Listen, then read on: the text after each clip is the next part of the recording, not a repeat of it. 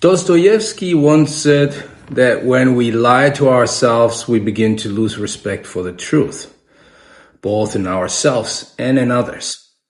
Without truth, we lose respect, and without respect, we lose the ability to truly love.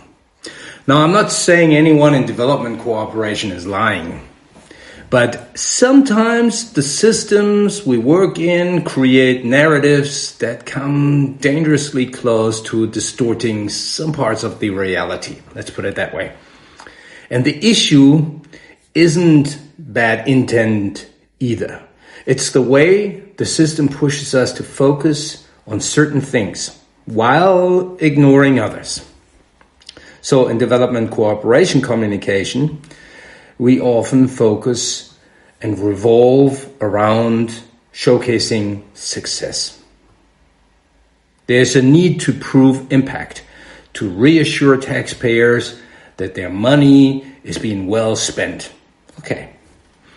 But over time, this pressure creates a tendency to oversimplify some parts, to gloss over some challenges that are real challenges or failures.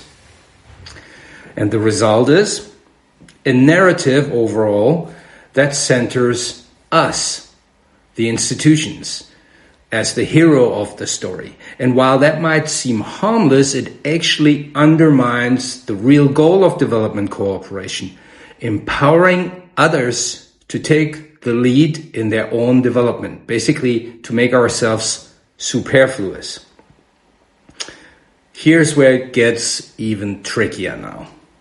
Decades ago, our messages to taxpayers in donor countries were unlikely to reach the communities we were supporting. Today, those lines are blurred. Everyone is listening everywhere, and when we focus on showing off our achievements, we risk sending an unintended message to the communities we work with, the so-called beneficiaries. Instead of empowerment, it can reinforce dependency. So what's the solution here? I guess it starts with some form of humility, because communication in development cooperation shouldn't just be about proving our worth. It should be about creating space for others to tell their own stories in their own words with their own emphasis. Stories where they are the real protagonists.